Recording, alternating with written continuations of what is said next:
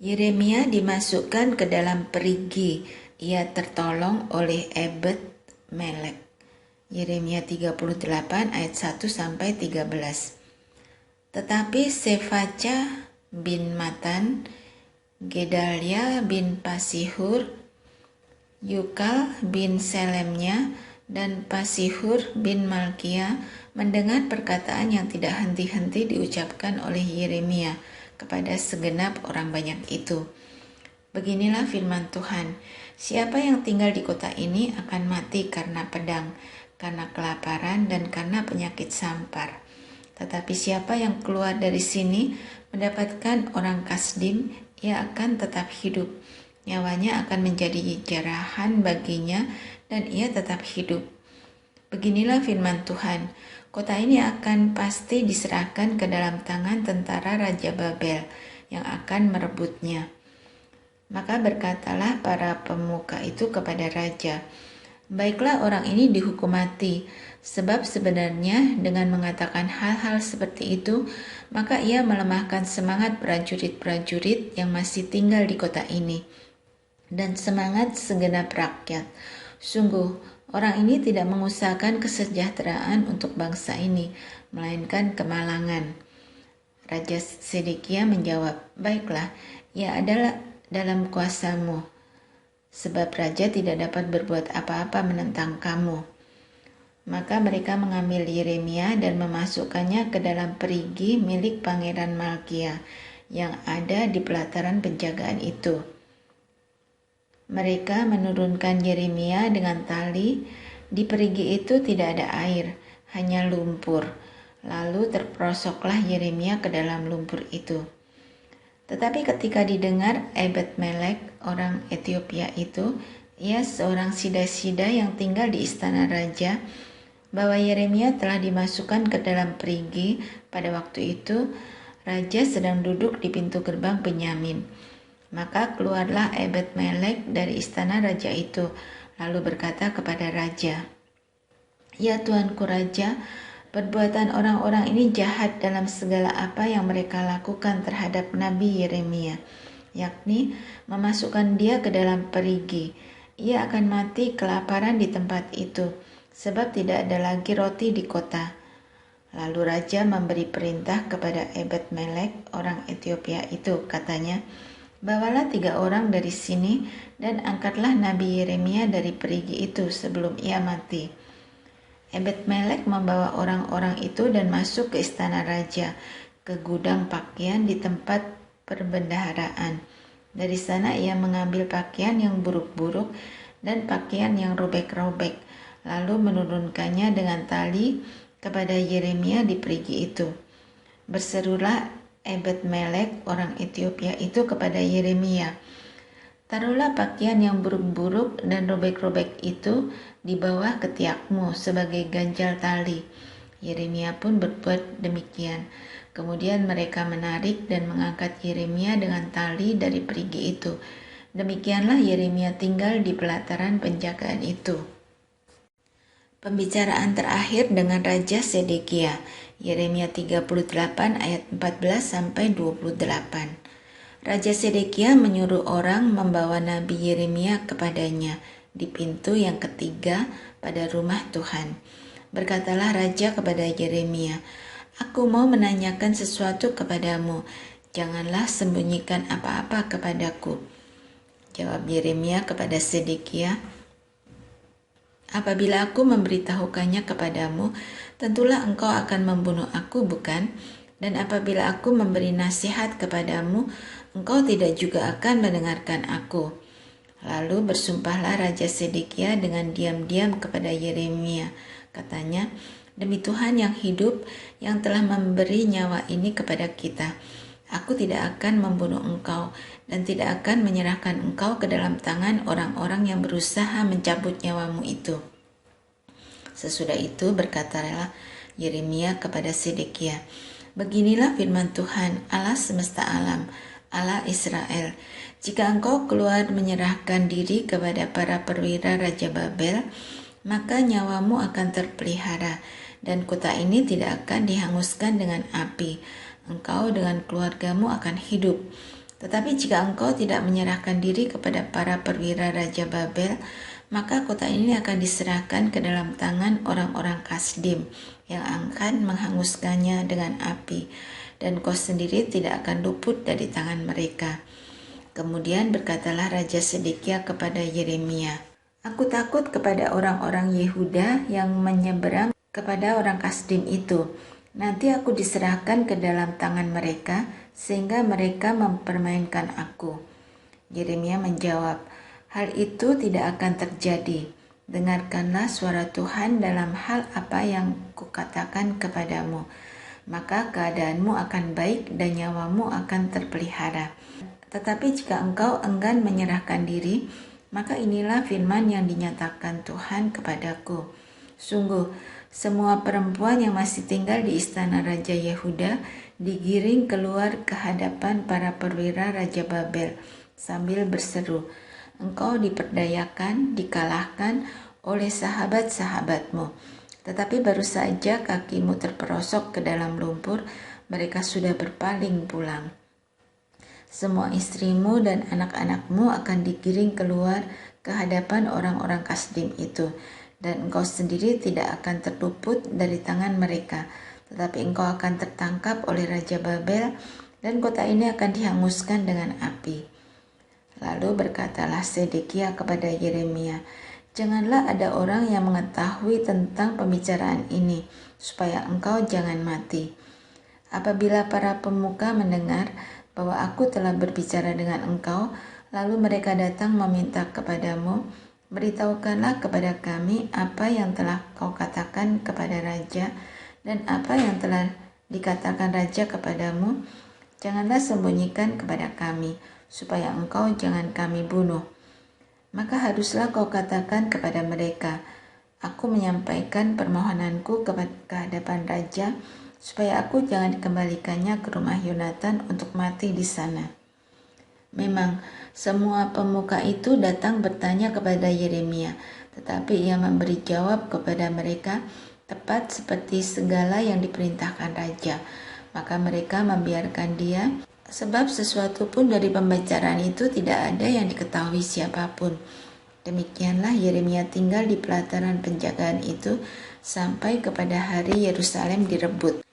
Jatuhnya kota Yerusalem. Yeremia 39 ayat 1 sampai 10. Ketika Yerusalem direbut, dalam tahun yang ke-9 pemerintahan Sedekia, Raja Yehuda, dalam bulan yang ke-10 telah datang Nebukadnezar, Raja Babel, beserta segenap tentaranya untuk mengepung Yerusalem. Dalam tahun yang ke-11 pemerintahan Sedekia, dalam bulan yang ke-4 pada tanggal 9 bulan itu, terbelahlah tembok kota itu. Maka datanglah para perwira Raja Babel itu, lalu mengambil tempat di pintu gerbang tengah. Mereka itu ialah Nergal-Sareser, pembesar dari Sinmagir, panglima, dan Nebusiasban, kepala istana, dan para perwira lainnya dari Raja Babel. Melihat mereka semuanya, maka Sedekia Raja Yehuda dengan semua tentara melarikan diri meninggalkan kota itu pada waktu malam dengan mengambil jalan taman raja dengan melalui pintu gerbang antara kedua tembok. Kemudian mereka berjalan menuju Araba Yordan. Tetapi tentara Kasdim itu mengejar mereka dan menyusul Sedekia di dataran Yeriko. Mereka menangkap dia dan membawa dia ke Riblah di tanah Hamat kepada Nebukadnezar Raja Babel yang menjatuhkan hukuman atas dia. Raja Babel menyuruh menyembelih anak-anak Sedekia di depan matanya di Riblah. Juga semua pembesar Yehuda disembelih oleh Raja Babel. Kemudian mata Sedekia dibutakannya, lalu ia dibelenggu dengan rantai tembaga untuk dibawa ke Babel. Orang-orang Kasdim membakar istana raja dan perumahan rakyat dengan api. Lalu mereka merobohkan tembok-tembok Yerusalem.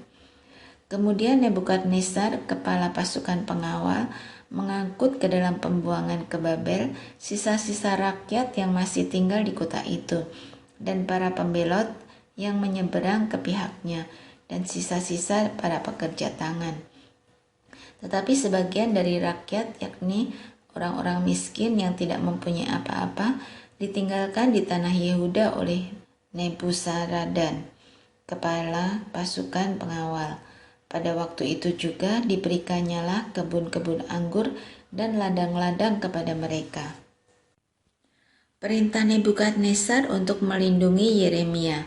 Yeremia 39 ayat 11 sampai 14. Mengenai Yeremia, Nebukadnezar Raja Babel telah memberi perintah dengan perantaraan Nebuzaradan, kepala pasukan pengawal. Bunyinya, bawalah dan perhatikanlah dia, janganlah apa-apakan dia, melainkan haruslah kau lakukan kepadanya sesuai dengan permintaannya kepadamu. Maka Nebuzaradan, kepala pasukan pengawal, beserta Nebusiasban, kepala istana, dan Nergal-Sareser, panglima, dan semua perwira tinggi Raja Babel mengurus orang. Mereka menyuruh mengambil Yeremia dari pelataran penjagaan, lalu menyerahkannya kepada Gedalia bin Ahikam bin Safan untuk membebaskannya, supaya pulang ke rumah. Demikianlah Yeremia tinggal di tengah-tengah rakyat. Janji kepada Ebed-Melek bahwa ia akan dilepaskan.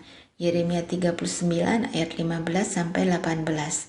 Selagi Yeremia masih terkurung di pelataran penjagaan, firman Tuhan datang kepadanya. Bunyinya, pergilah kepada Ebed-Melek, orang Ethiopia itu, dan katakanlah kepadanya, beginilah firman Tuhan semesta alam, Allah Israel.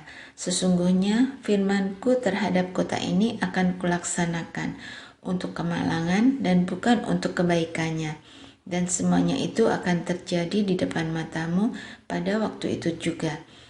Pada waktu itu juga, demikianlah firman Tuhan, aku akan melepaskan engkau, dan engkau tidak akan diserahkan ke dalam tangan orang-orang yang kau takuti. Tetapi dengan pasti, aku akan meluputkan engkau. Engkau tidak akan rebah oleh pedang, nyawamu akan menjadi jarahan bagimu, sebab engkau percaya kepadaku. Demikianlah firman Tuhan. Yeremia tinggal pada Gedalia. Yeremia 40 ayat 1-6. Firman yang datang daripada Tuhan kepada Yeremia sesudah ia dilepaskan dari Rama oleh Nebuzaradan, kepala pasukan pengawal, yang telah menyuruh untuk mengambilnya, terbelenggu pada tangannya di tengah-tengah semua orang buangan dari Yerusalem dan Yehuda yang hendak diangkut ke dalam pembuangan ke Babel.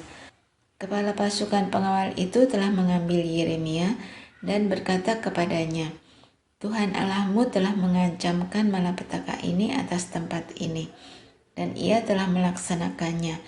Tuhan telah melakukan apa yang diancamkannya, oleh karena kamu telah berdosa kepada Tuhan dan tidak mendengarkan suaranya, sehingga terjadilah hal ini kepada kamu. Maka sekarang lihatlah, aku melepaskan engkau hari ini dari belenggu yang ada pada tanganmu itu. Jika engkau suka untuk ikut pergi dengan aku ke Babel, marilah, aku akan memperhatikan engkau. Tetapi jika engkau tidak suka untuk ikut pergi dengan aku ke Babel, janganlah pergi. Lihat, seluruh negeri ini terbuka untuk engkau. Engkau boleh pergi kemana saja engkau pandang baik dan benar. Engkau boleh kembali kepada Gedalia bin Ahikam bin Safan yang telah diangkat oleh Raja Babel atas kota-kota Yehuda, dan tinggallah bersama-sama dia di tengah-tengah rakyat. Atau kemana saja engkau pandang benar, pergilah ke situ. Lalu kepala pasukan pengawal itu memberikan kepadanya bekal makanan dan suatu hadiah, kemudian melepas dia pergi. Jadi pergilah Yeremia kepada Gedalia bin Ahikam di Mispa, dan diam bersama-sama dengan dia di tengah-tengah rakyat yang masih tinggal di negeri itu. Masa Gedalia menjadi gubernur dan pembunuhannya.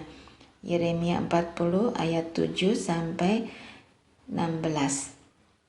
Ketika semua panglima tentara yang masih berada di luar kota dengan orang-orangnya mendengar bahwa Raja Babel telah mengangkat Gedalia bin Ahikam bin Safan atas negeri itu, dan bahwa kepadanya telah diserahkan pengawasan atas laki-laki, perempuan, dan anak-anak, yaitu dari orang-orang lemah di negeri itu yang tidak diangkut ke dalam pembuangan ke Babel.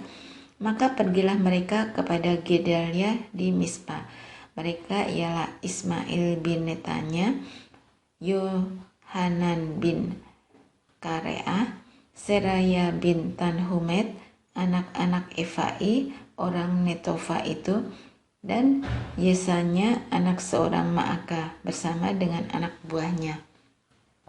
Lalu bersumpahlah Gedalia bin Ahikam bin Safan kepada mereka dengan anak buah mereka, "Janganlah kamu takut untuk takluk kepada orang-orang Kasdim itu.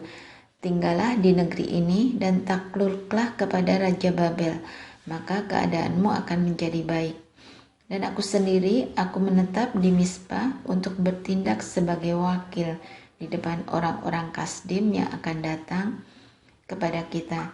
Tetapi kamu ini, kumpulkanlah saja hasil anggur, buah-buahan, dan minyak. Kemudian simpanlah sebagai persediaan, dan tinggallah di kota-kota di mana kamu hendak menetap." Juga ketika semua orang Yehuda yang ada di Moab, di antara Bani Amon, di Edom, dan di negeri-negeri lain mendengar bahwa Raja Babel telah membiarkan tinggal sisa rakyat di Yehuda dan mengangkat Gedalia bin Ahikam bin Safan atas mereka, maka kembalilah semua orang Yehuda dari segala tempat kemana mereka telah berserak-serak dan masuk ke tanah Yehuda kepada Gedalia di Mispa. Mereka mengumpulkan hasil anggur dan buah-buahan amat sangat banyaknya. Pada suatu kali, Yohanan bin Karea dan semua panglima tentara yang masih berada di luar kota datang kepada Gedalia di Mispa, dan mereka berkata kepadanya, "Tahukah engkau bahwa Baalis Raja Bani Amon telah menyuruh Ismail bin Netanya membunuh engkau?" Tetapi Gedalia bin Ahikam tidak percaya kepada mereka. Kemudian Yohanan bin Karea berkata dengan diam-diam kepada Gedalia di Mispa, "Baiklah, aku pergi membunuh Ismail bin Netanya itu, dengan tidak diketahui siapapun juga. Mengapa engkau harus dibunuhnya, sehingga semua orang Yehuda yang telah berkumpul di sekelilingmu berserak-serak lagi, dan sisa Yehuda itu binasa?" Tetapi Gedalia bin Ahikam menjawab Yohanan bin Karea, "Janganlah lakukan itu, sebab yang kau katakan tentang Ismail itu adalah bohong."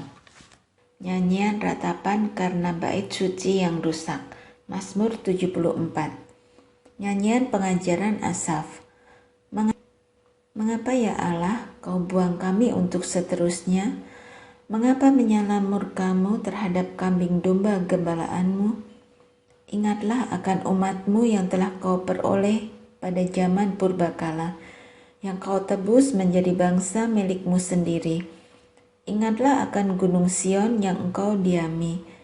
Ringankanlah langkahmu ke tempat yang rusak terus-menerus. Segala-galanya telah dimusnahkan musuh di tempat kudus. Lawan-lawanmu mengaum di tempat pertemuanmu dan telah mendirikan panji-panji mereka sebagai tanda. Kelihatannya seperti orang mengayunkan tinggi-tinggi sebuah kapak kepada kayu-kayuan yang lebat. Dan sekarang ukir-ukirannya seluruhnya dipalu mereka dengan kapak dan beliung. Mereka menyulut tempat kudusmu dengan api. Mereka menajiskan tempat kediaman namamu sampai pada tanah. Mereka berkata dalam hatinya, "Baiklah, kita menindas mereka semuanya." Mereka membakar segala tempat pertemuan Allah di negeri. Tanda-tanda kami tidak kami lihat, tidak ada lagi nabi, dan tidak ada di antara kami yang mengetahui berapa lama lagi.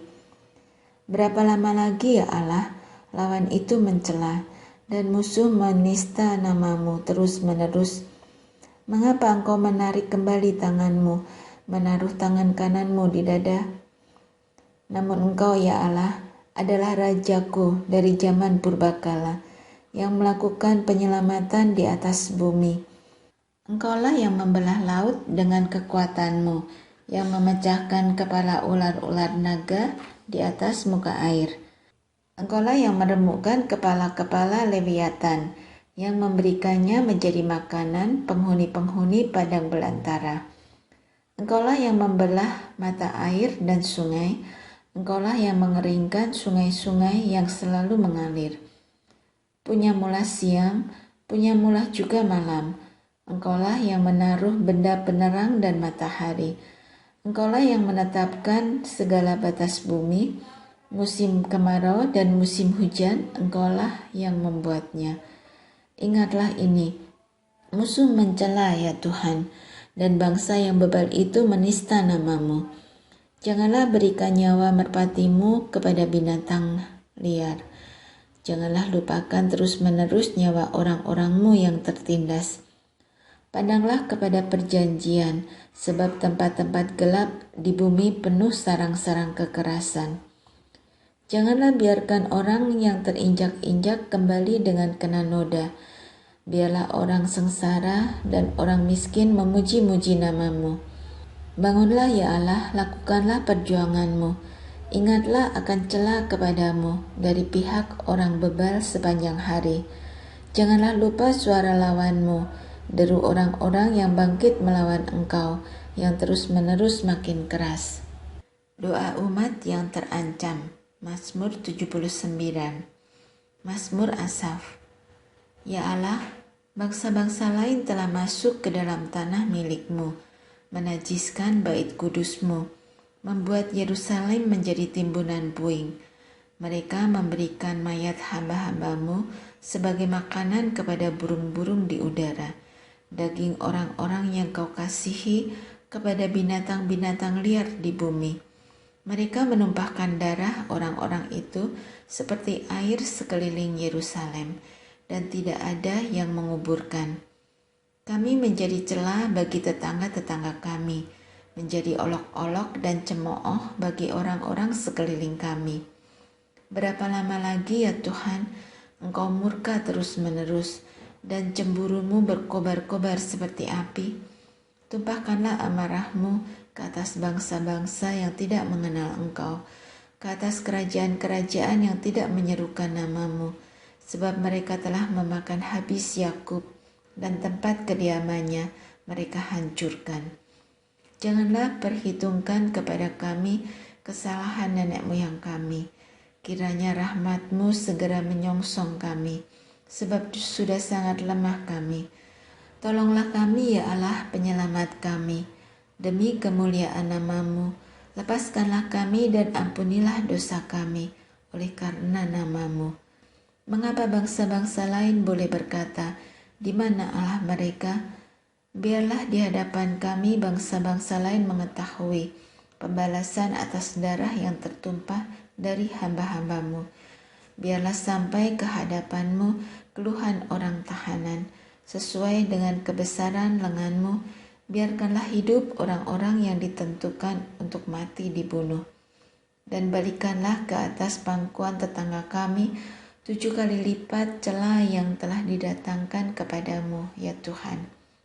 Maka kami ini, umat-Mu dan kawanan domba gembalaanmu, akan bersyukur kepadamu untuk selama-lamanya, dan akan memberitakan puji-pujian untuk-Mu turun-temurun.